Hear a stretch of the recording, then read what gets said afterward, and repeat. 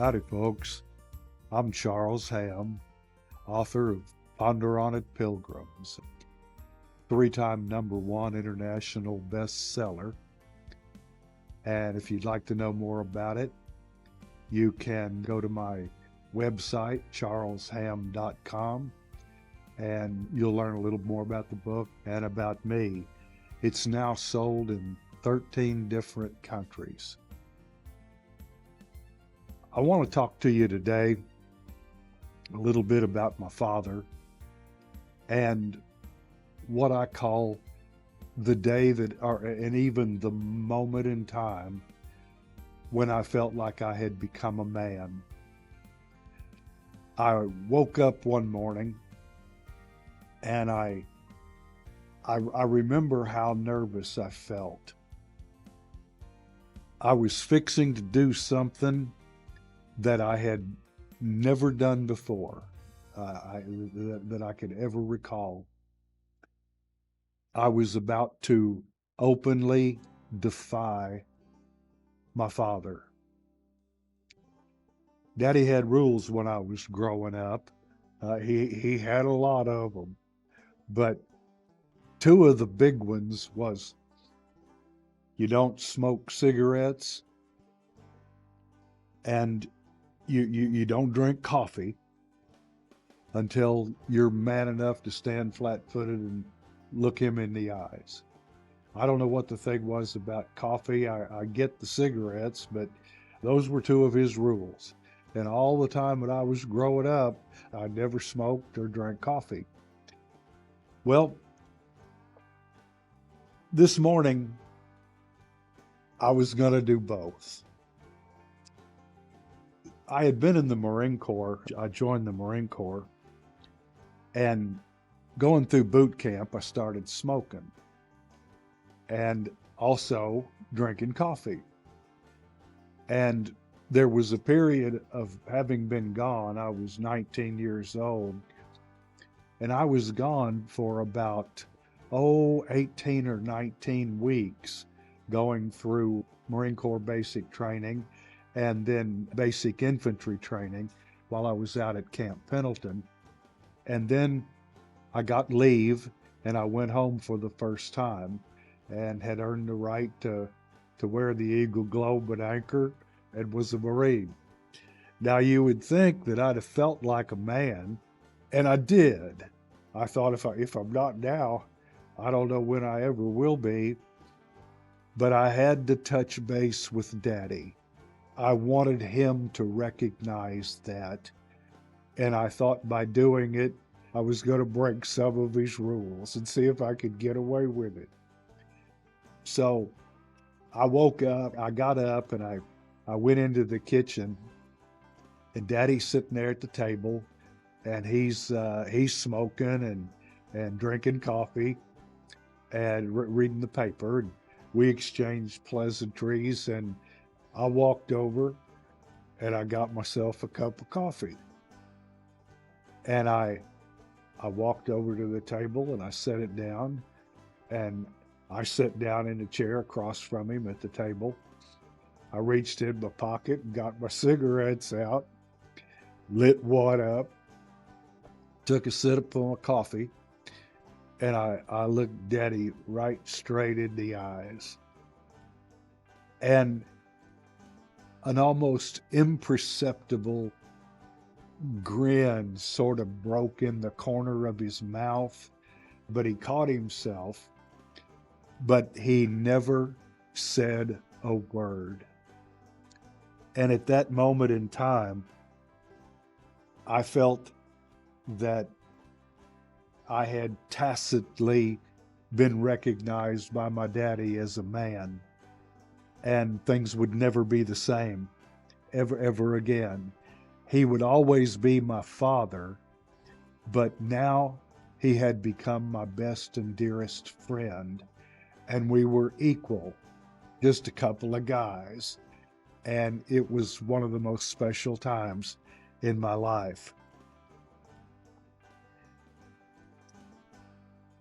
Growing up, Daddy was not my friend. He was my father.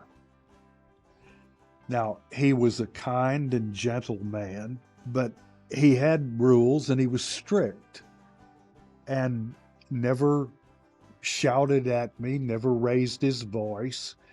But there were some things that I was expected to do and some things that I was expected not to do. And he consistently enforced his code. We went hunting together. We went fishing together.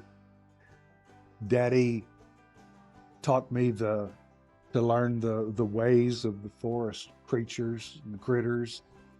He taught me the names of the trees and the ways of the woods. And it was just a special time. But there was always something about Daddy. He was always teaching me something. He taught me how to shoot a rifle. He taught me marksmanship and safety. He bought me a plastic double barrel shotgun. It was a toy shotgun, and you could break it down, and I could put 2 plastic shells in the barrel, just like a real gun, but of course it wasn't. And when we went hunting, I always carried my shotgun with me. And Daddy had strict rules about the way I had to treat it as a real firearm. He didn't want to turn around and be looking down the barrel of it. And when we crossed the fence, I would hand him my rifle or my shotgun, and he would hold his and mine, and I'd climb over the fence. Then he would hand both of the guns over across the fence to me while he crossed the fence. Very safety oriented and very, very strict. But all the while, I think that Daddy had a sense that I have this little boy to raise, and in such a short period of time, he's going to be grown and gone. And I need to teach him some things while I still have him here. And I could go on so many things, the value of work and a work ethic. I could go on and on. But I made a list of things that I think some of you old folks will identify with, and some of you younger folks will probably be surprised. They're in no particular order. I just wrote them down as they popped into my mind. I don't know how many I could have thought of if I just had kept trying, but here are some things that Daddy taught me. Don't talk with food in your mouth. Daddy was big on table manners. Daddy said, and one of his rules, you don't talk with food in your mouth. Don't put your elbows on the table. That was a big thing with him. Say please and thank you. Say yes, sir, and no, sir. Yes, ma'am, and no, ma'am. Open the door for ladies and let them walk in first. I even had to do it for my sister. Treat everyone with respect. If a lady drops something, pick it up for her. Stand up when a lady enters the room and offer her your seat. Now, these are all things that Daddy taught me, and he expected me to follow these rules. Here's what I love. Don't interrupt adult conversation. There was a difference between being a grown-up and being a kid in Daddy's mind, and he didn't want kids interrupting adult conversation. Never back down from a bully. He taught me about how to deal with bullies, and that was a good lesson. Be thankful for work. Be honest in dealing with others. Always tell the truth. Don't spend all your money. He had a big thing about that. Don't ever spend all your money. Always save some. And last, and this might make you chuckle, but it was important to Daddy. Don't say bad words in the presence of ladies. Now, bad words back in those days, I don't know if we have any bad words now. And I understand I understand about words. They are just words, but in a polite society, as I grew up in, there were certain words that a man didn't say in mixed company. Now, when the guys were all out together, you'd hear all kinds of things, just like you would today. But I never heard my dad ever say a word that he considered an off-colored word, even in the presence of my mother. And these words are silly now, but it's funny as I'm sitting here talking to you about this, I can't bring myself to say them, and it's just something that got ingrained in me, and and it became part of who I am. I've always followed that rule. Being proper and having good manners was important to him. I always knew exactly where I stood, and there was no confusion about it. If I behaved properly, all was well. I had no problem with Daddy. There was a certain sense of security and stability in my life in knowing where I stood, and that how my day would go had everything to do with how I acted. And this was a lesson in real life.